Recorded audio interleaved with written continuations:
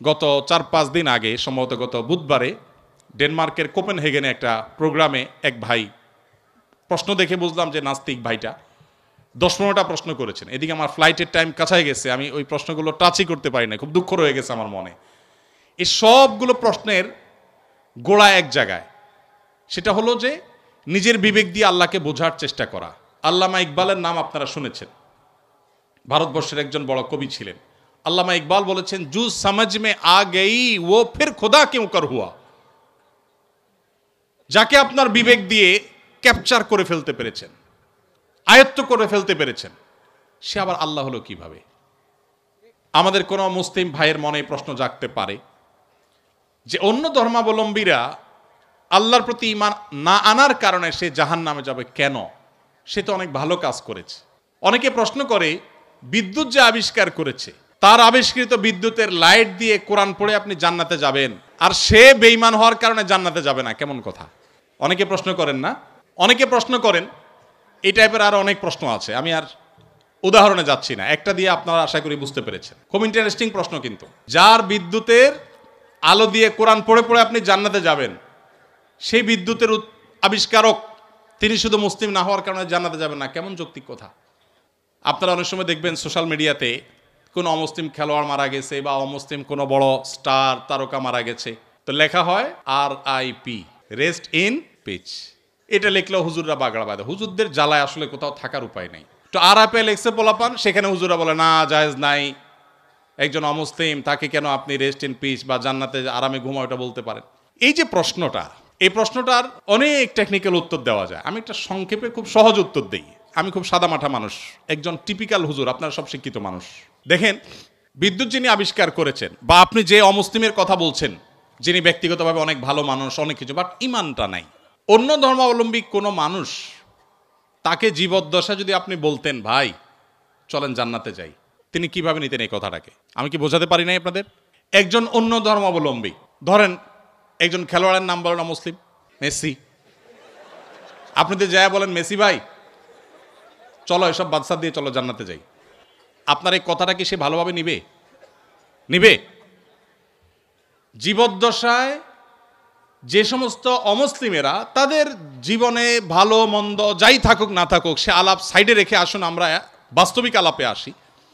একজন অন্য ধর্মাবলম্বী মানুষ, তাকে আপনি যদি বলতেন, যার জীবদ্দশা বিদ্যুতের আবিষ্কারককেই যদি আপনি পাইতেন এবং তাকে যদি আপনি বলতেন যে ভাই এসব বিদ্যুৎ বানানো ছাড়ে চলো জান্নাতে চলো, সে কি আপনার এই আহ্বানকে পজিটিভলি নিতেন? অন্য কোনো ধর্মের মানুষকে যদি আপনি বলতেন যে ভাই জান্নাতে চলো, সে জান্নাত বিশ্বাসিত করে না। আপনি জান্নাতে যাওয়ার আহ্বান করলেও এটাকে সে ডিনাই করত। তো জীবদ্দশায় যে লোক জান্নাতে যেতে চাইতো না, মরার পরে আপনি তাকে টেনে যদি জান্নাতে নিতে চান, এটা কি তার প্রতি সুবিচার হবে না অবিচার হবে? আমি কি বোঝাতে পেরেছি? মারার পরে এখন আপনি বলতেছেন RIP, রেস্ট ইন পিচ। ওয়ারেস সে জীবদ্দশায় তাকে আপনি জাহাজের শেকল দিয়ে বেঁধে টেনেও জান্নাতে নিতে পারতেন না। সে বলতো অসম্ভব, কি বলো তুমি, পাগল নাকি, আমি মুসলমান নাকি, কিসের জান্নাত, আমি যাব না। যে জীবদ্দশার জান্নাতে তাকে টেনে নেওয়া যাইতো না, মরার পর আপনি বলতেছেন হ্যাঁ অমুসলিম হয়েছে, তাতে কি হয়েছে, তার তো অনেক ভালো কাজ আছে, তাহলে কেন সে জান্নাতে যাবে না? এটা কেমন অবিচার? আপনার এই চাওয়াটাই তো অবিচার, আপনার এই চাওয়াটাই তো অযৌক্তিক। ভাইরা আমার, আমরা আল্লাহ সুবহানাহু ওয়া তাআলাকে আমাদের মতো করে ভাবি। আমরা চিন্তা করি একটা মানুষের সব ঠিক আছে, শুধু ঈমানটা একটু নাই, শুধু ঈমানটা নেই, আর সব ঠিক আছে। শুধু ঠিক আছে না, আমাদের মুসলমানদের চাইতে অনেক বেশি ডিসিপ্লিন মেনটেন করে, অনেক মাশাআল্লাহ তাদের আচার আচরণ সুন্দর, পারতপক্ষে কোনো পশুকে কষ্ট দেয় না, যদিও মুসলমানকে বোমা মারে, অনেক ভালো ভালো গুণ আছে। এত ভালো একটা মানুষ, এরা জান্নাতে যাবে না, কেমন কথা হলো? সবই আছে, শুধু ঈমানটা নেই। ব্যাপারটা কেমন হয়েছে? ধরুন এই যে মোবাইল ব্যাংকিং, নগদ, বিকাশ, সেটা এম ক্যাশ, অনেকগুলো আছে। মোবাইল ব্যাংকিং বা এই যে ডিজিটাল পৃথিবীতে যে অ্যাকাউন্ট নম্বর, এই টেকনোলজি সম্পর্কে কোনো ধারণা নাই। আফ্রিকার জঙ্গল থেকে একটা মানুষকে আপনি তুলে আনলেন, যেই লোকটা, বা আফ্রিকার জঙ্গল যাওয়া লাগবে না, আমার দেশে এখনো অনেক মানুষ এমন থাকতে পারে, কোনো গ্রামে গঞ্জের চিপা চাপায় এমন কোনো মুরব্বী বৃদ্ধ মানুষ থাকতে পারে যে এগুলো কিছু বুঝেন না, যে নাম্বারগুলা ভ্যালু কি। এরকম কোনো মানুষের সামনে ধরুন দুটা লোক ঝগড়া করছে তাদের পাওনা টাকা নিয়ে, একজন পাওনাদার আর একজন দেনাদার। পাওনাদার ঝগড়া করছে যে আমি যেই নাম্বার দিলাম তুমি সেই নাম্বারে টাকাটা না দিয়ে আরেক নাম্বারে দিছো, তুমি এত বড় একটা ভুল করলা, টাকাটা আমি পাইলাম না, আমার দরকার ছিল, তোমার সাথে কমিটমেন্ট ছিল, তুমি দিবা, কেন দিলা না? এটা নিয়ে তিনি খুব ঝামেলা করছেন। আর ওই বেচারা বলতেছে, ভাই সবই ঠিক আছে, শুধু একটা ডিজিট ভুল হয়েছিল, জাস্ট একটা ডিজিট, টাকা তো আমি ভাই পুরাটাই দিছি, 10,000 দিছি, একটা ডিজিট ভুল হয়েছে, এত চিল্লাচিল্লি কি আছে ভাই? আরেক ভদ্রলোক তিনিও দেনাদার, তিনি 10,000 জায়গায় মাত্র 2,000 দিয়েছেন, তিনিও 10,000 দেনা ছিলেন। তার ব্যাপারে সে এতটা রাগারাগি করছে না, বলছে ভাই 2,000 দিছো, তাও তো দিছো, আমার অ্যাকাউন্টে আসছে ঠিক মতো, ভালো, আর বাকিটা দিয়ে দিও টাইম মতো, ঠিক আছে। এখন ওই যে বৃদ্ধ চাচা, যে এই টেকনোলজি সম্পর্কে কোনো ধারণা নাই, সে চাচা এসে এখন বলতেছে, ভাই একটা লোক 2,000 দিল, তুমি খুশি হয়ে গেলা, আর এই বেচারা 10,000 দিল, 10,000 দিছে, পুরাটাই দিছে, লাগলে আরো 2,000 হয়তো বাড়াইয়াও দিছে, শুধু একটা ডিজিটের ভুলের কারণে এত চেতাচেতির কি আছে? এই চাচাকে কেউ বুঝাতে পারবে? কেন বুঝাতে পারবে না? কারণ এই টেকনোলজিটা তার জানা নাই। ভাইরা আমার, আমাদের অনেক বন্ধু আছেন যারা আল্লাহর অনেক বিধানকে, শরিয়ার অনেক বিধানকে, কোরআনের অনেক নির্দেশকে তাদের লজিক দিয়ে তারা বিচার করে। এটা তো ইলজিক্যাল, এটা তো অযৌক্তিক। আরে ভাই, আরবিতে একটা প্রবাদ আছে, আল ইনসানু আদা উল্লিমা জাহিলু, মানুষের কাছে যে বিষয়ে অজানা থাকে সেটা তার কাছে শত্রু মনে হয়। আপনি যে টেকনোলজি জানবেন না সেটা আপনার কাছে ইলজিক্যাল মনে হবে। বিদ্যুৎ আবিষ্কার হয়েছে আজ থেকে কত বছর আগে?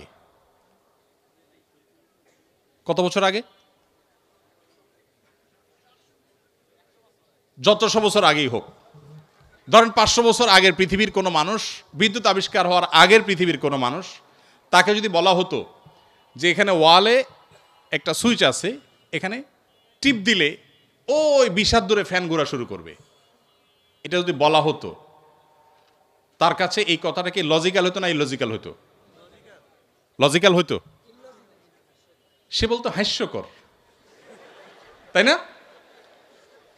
ফেসবুকীয় ভাষায় সে বলতো কি, জাস্ট হাস্যকর। টিপ দিবা এখানে ওয়ালে, ফ্যান ঘুরবে 20 হাত দূরে, কিভাবে সম্ভব? ফালতু কথা, গল্পের আর জায়গা পাও না মিয়া, কারণ সেই টেকনোলজিটা জানা নাই। মানুষের তৈরি টেকনোলজি সম্পর্কে এতটুকু গ্যাপ থাকার কারণে যদি কোনো কিছু তার কাছে ইলজিক্যাল মনে হয়, মানুষের সৃষ্টিকর্তা, মানুষের এই ব্রেইনের সৃষ্টিকর্তা আল্লাহ রাব্বুল আলামিনের কাছে তার কোনো আদেশ, তার কোনো নিষেধ, এটার যৌক্তিকতা বাহ্যিক দৃষ্টিকোণ আমার বুঝে আসছে না, তার টেকনোলজি আমি ধরতে পারছি না। ওই যে একটা ডিজিটে বললে কি হয়েছে, শুধু ইমান নাই তাতে কি হয়েছে, এই টাইপের কথাবার্তা অনেকটা সেরকম শিশুসুলভ কথাবার্তা। আল্লাহ তাআলা আমাদেরকে বুঝার তৌফিক দান করুন। ভাইরা আমার, অনেক কথাই বলা যাবে, সময় অনেক গড়িয়ে গেছে, রাত হয়েছে, আমার করতে হবে। ইমানটা আসলে সারেন্ডার করার নাম, আত্মসমর্পণ করার নাম। মানুষ নিজের বিবেক বুদ্ধি দিয়ে আল্লাহ তাআলাকে জাজ করতে চায়। আমাদের তরুণরা, আপনারা বয়সে বেশিরভাগ এখানে আমাদের টিচারদার যারা আছেন, আমার পিতৃতুল্য, বড় ভাই তুল্য, তারা বাদে বাকি যারা আছেন সবাই স্টুডেন্ট। আপনারা এই বয়সটাতে অনেক হেয়ালিপনা আসে। ও যে বৃদ্ধ চাচার মতো ডিজিটের হিসাব কষাকষি শুরু হয়, আল্লাহর সাথে পাল্লা দেয়া দেই শুরু হয়, আল্লাহ এটা কেন বললেন, ওইটা কেন বললেন। ভাই, আল্লাহ রাব্বুল আলামিন কেউ যদি অমুসলিমের ঘরে জন্ম নেয়, আল্লাহ তাআলাকে যদি সুস্থ বিবেক বুদ্ধি দিয়ে থাকেন, তিনি অসুস্থ না হন মানসিকভাবে, শুধুমাত্র তার কাছে এই জিজ্ঞাসা থাকবে তার বিবেক তার সৃষ্টিকর্তার পথে তারে পথ নির্দেশ করেছে কি করে নাই। যদি করে থাকে আল্লাহর একত্ববাদের বিশ্বাসটা শুধু থাকে, আর কোনো বিধান আল্লাহর নাও মানে, গতানুগতিকভাবে সে মুসলমান নাও হয়, তার কাছে ইসলামের দাওয়াত যদি না যায়, তাহলে সে ইসলামের সহিত দৃষ্টিকোণ থেকে মুক্তি পেয়ে যাবে আখিরাতে। আল্লাহ তাআলা কারোর প্রতি জুলুম করবেন না, কারোর প্রতি জুলুম করবেন না।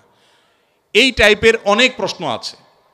গত 4-5 দিন আগে, সম্ভবত গত বুধবারে, ডেনমার্কের কোপেনহেগেনে একটা প্রোগ্রামে এক ভাই, প্রশ্ন দেখে বুঝলাম যে নাস্তিক ভাইটা 10-15টা প্রশ্ন করেছেন। এদিকে আমার ফ্লাইটের টাইম কাছায় গেছে, আমি ওই প্রশ্নগুলো টাচই করতে পারি না, খুব দুঃখ রয়ে গেছে আমার মনে। এই সবগুলো প্রশ্নের গোড়া এক জায়গায়, সেটা হলো যে নিজের বিবেক দিয়ে আল্লাহকে বোঝার চেষ্টা করা। আল্লামা ইকবালের নাম আপনারা শুনেছেন, ভারতবর্ষের একজন বড় কবি ছিলেন। আল্লামা ইকবাল বলেছেন, জু সমঝ মে আ গই ও ফির খুদা কিউ কর হুয়া। যাকে আপনার বিবেক দিয়ে ক্যাপচার করে ফেলতে পেরেছেন, আয়ত্ত করে ফেলতে পেরেছেন, সে আবার আল্লাহ হলো কিভাবে? আল্লাহ তো সে অসীম সত্তার নাম, যে অসীম সত্তাকে আপনার আমার বিবেক দিয়ে, আমার বুদ্ধি দিয়ে তার সকল আদেশ নিষেধের, সকল তত্ত্বের যৌক্তিকতা আমরা ধরতে পারবো না। এটাই তো আল্লাহর অসীমত্বের পরিচয়। একজন অধীনস্থ যদি একজন মালিকের সকল কাজের, সকল পলিসির যৌক্তিকতা তার মাথায় না ধরে, হতে পারে না। কোম্পানির মালিক আর কোম্পানির একজন ড্রাইভার, এখানে আমার বড় ভাই ডাক্তার মহিউদ্দিন ভাই আছেন, এত বড় প্রতিষ্ঠানের মালিক, এতগুলো মেডিকেল কলেজ, এতগুলো মানুষ তার কাজ করে। এখন উনি যদি ওনার একজন সাধারণ কর্মচারীকে বলেন এই জিনিসটা অমুক জায়গা দিয়ে আসো, ওইটা অমুক জায়গা নিয়ে আসো, সে যদি বলে স্যার কেন করব? যদি বলে যে অমুক রেটা দিয়ে আসো, স্যার কেন দিয়ে আসবো? কথায় কথা যদি সে স্যার কেন বলে, তাহলে এই মায়ের খাওয়ার উপযুক্ত হবে কি হবে না? কেন মায়ের খাওয়া উপযুক্ত হবে বলেন তো? আরে মিয়া, আমার সব কেন যদি তুমি বুঝে যাইতা, তাহলে তুমি তো ডাক্তার মহিউদ্দিন হয়ে যেতা, তাহলে তুমি তো আকিজ গ্রুপের চেয়ারম্যান হয়ে যেতা, তাহলে তুমি তো শত শত হাজার হাজার কোটি টাকা বিজনেস করতে পারতা। আমার সব কিছুর যৌক্তিকতা তোমার বুঝে আসবে না। তুমি আমার জায়গায় আসতে বহু সময় লাগবে, আমার এই বয়স পার হয়েছে এগুলো বুঝতে বুঝতে। এটা যদি হয় একজন মানুষের তফাৎ, সেখানে সৃষ্টি হয়ে আল্লাহর সমস্ত আদেশ আমার বুঝতে হবে, আমার বুঝে আসে নাই, তাহলে আমি কেন মানবো? এটা সবচেয়ে হাস্যকর। আল্লাহ তাআলা আমাদেরকে আল্লাহর প্রতি পরিপূর্ণ ঈমান আনার তৌফিক দান করুন। কিয়ামতের আগে এক এক ঝড়ে কত মানুষ বেঈমান হয়ে যাবে। নবী সাল্লাল্লাহু আলাইহি ওয়াসাল্লাম বলেছেন। ভাইরা আমার, আপনারা দেশের কর্ণধার, আপনারা আমাদের আগামীর ভবিষ্যৎ। আমি আবারও আপনাদেরকে বলবো, প্লিজ, ওয়াজ নির্ভর ধর্ম পালন নয়, কোরআন এবং হাদিস থেকে জ্ঞান অর্জন করুন। শুধুমাত্র মুখস্থ বাণী নয়, শুধুমাত্র মোটিভেশন বা অনুপ্রেরণামূলক বক্তব্য নয়, কোরআন এবং হাদিসের পাতা খুলুন। আমি খুব আনন্দিত হই যখন দেখি ইউরোপে, আমেরিকাতে, জাপানে, কোরিয়াতে, বিভিন্ন দেশে আমাদের বুয়েটের, কুয়েটের, চুয়েটের, ডুয়েটের ভাইরা সেসব জায়গাতে ইসলাম নিয়ে এত চমৎকারভাবে গবেষণা করছেন, পড়াশোনা করছেন, স্টাডি সার্কেল করছেন, ইসলাম বিভিন্ন অর্গানাইজেশন খুলছেন, ভালো ভালো কাজ করছেন। আমার বুকটা ভরে ওঠে। আমি ঈর্ষান্বিত হই যে আমি গতানুগতিক মাদ্রাসা পড়ুয়া হয়েও জান্নাতের দৌড়ে, ইসলাম প্রচারের দৌড়ে কোনো কোনো ক্ষেত্রে মনে হয় আমার এই সমস্ত ভাইরা অনেকে আমার চেয়ে এগিয়ে আছেন। আজকে আপনারা যারা আমার কথা শুনছেন, আমি আপনাদের সবাইকে, আমার বোনরা যারা আমার পর্দার আড়াল থেকে আমার কথা শুনছেন, আপনাদের সবাইকে আমাদের আহ্বান রাখতে চাই। আপনি বাঘের বাচ্চা মুসলমান, আপনি ওমর রাদিয়াল্লাহু তাআলার সন্তান, আবু বকরের সন্তান, আপনি স্পেন বিজয়ী তারেক বিন জিয়াদের সন্তান। মেডিকেল সায়েন্স থেকে নিয়ে কোরআনিক সায়েন্স পর্যন্ত এমন কোনো সেক্টর না যে সেক্টরে মুসলমানদের সোনালী অতীত ছিল না। সেটিকে উদ্ধার করবার জন্য আপনার নিজেকে আগে আপনার ইসলামটা বুঝতে হবে।